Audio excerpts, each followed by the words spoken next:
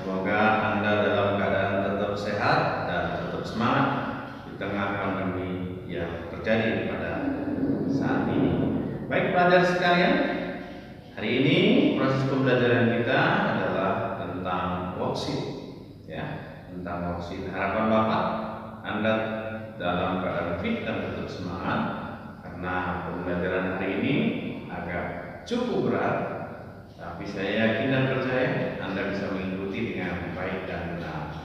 Baik pelajar sekalian, tujuan pembelajaran kita adalah bagaimana Anda mampu menyusun akun-akun dari akun yang tercatat dalam data saldo, kemudian akun yang disesuaikan dengan kondisi yang sebenarnya dikombin menjadi satu. Proses penuangannya adalah di worksheet sehingga Anda mampu mencatat dengan baik dan benar.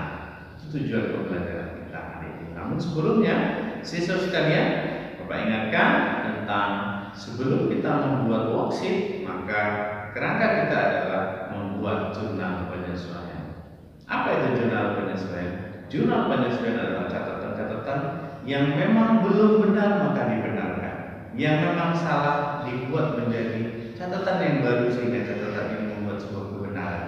Yang belum lengkap maka dilengkapi. Itulah proses dalam adjustment atau jurnal penyesuaian. Kita akan coba dulu tentang jurnal penyesuaian, baru kemudian kita lanjut tentang worksheet.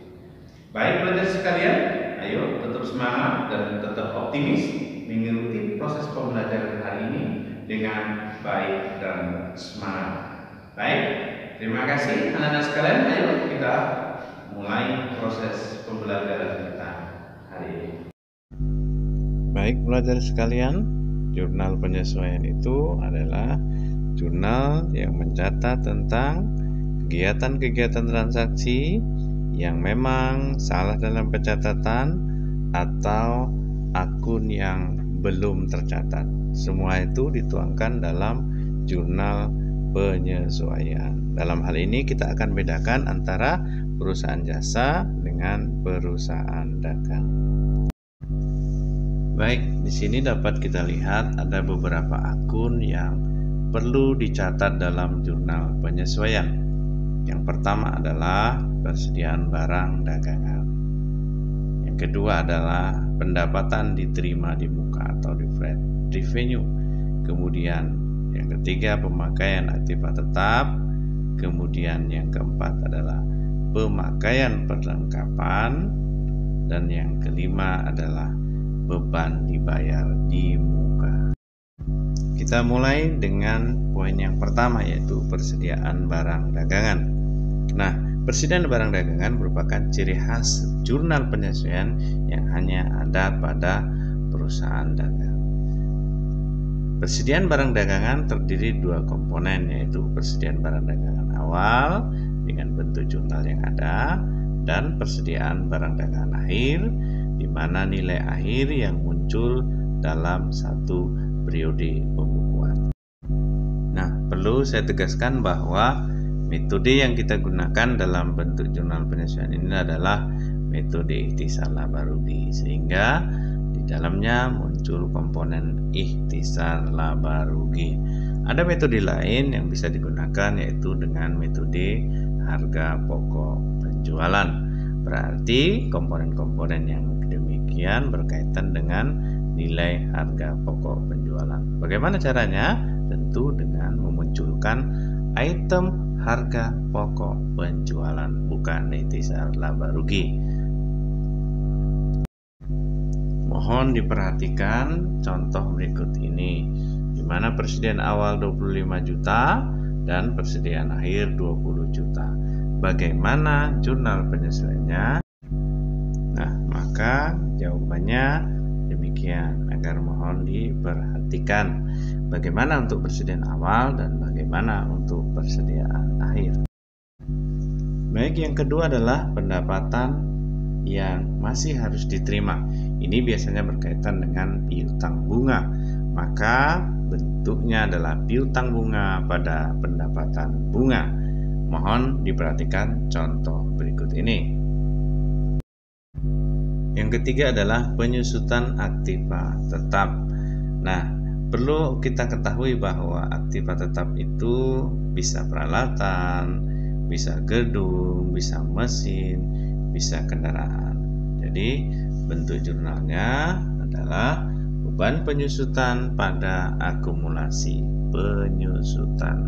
Tergantung apakah gedung, mesin, maupun peralatan. Baik, kita lanjut. Yang keempat adalah pemakaian perlengkapan. Nah, dalam jurnal penyesuaian yang berkaitan dengan perlengkapan adalah nilai perlengkapan yang terpakai. Ingat ya, perlengkapan yang terpakai. Bentuk jurnalnya adalah beban perlengkapan pada perlengkapan. Baik, yang kelima adalah beban dibayar di muka. Ini biasanya berkaitan dengan asuransi, sewa, iklan, dan lain sebagainya.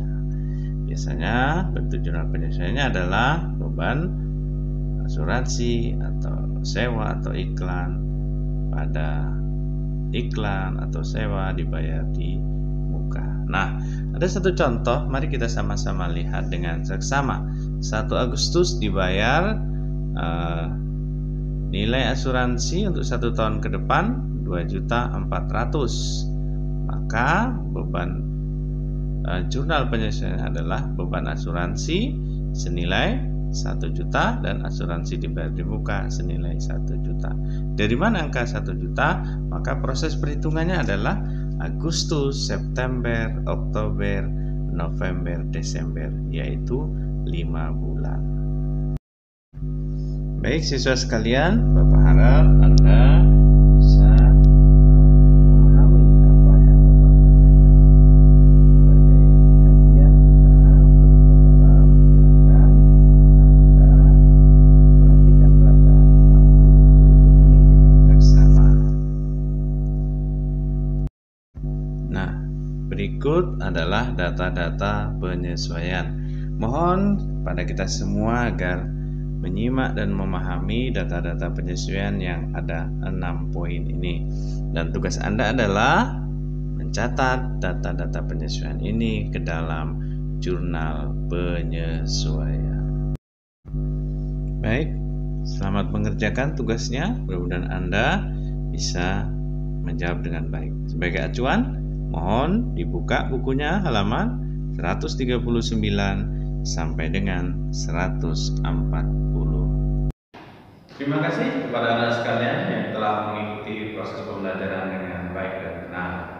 Apa yang kita sudah tuangkan itulah wujud dari adjustment, dan kita akan coba nanti minggu depan dengan penegasan tentang praktek langsung bagaimana menyusun data-data tersebut ke dalam neraca lanjut atau worksheet. Terima kasih kepada siswa sekalian. Tetap optimis dan tetap semangat. Silakan Anda kerjakan tugas-tugas yang sudah Bapak sampaikan tadi. Semoga Anda mampu melaksanakan dengan baik dan benar dan mengikuti proses pembelajaran dengan maksimal. Terima kasih. Semoga tetap semangat dan tetap sehat.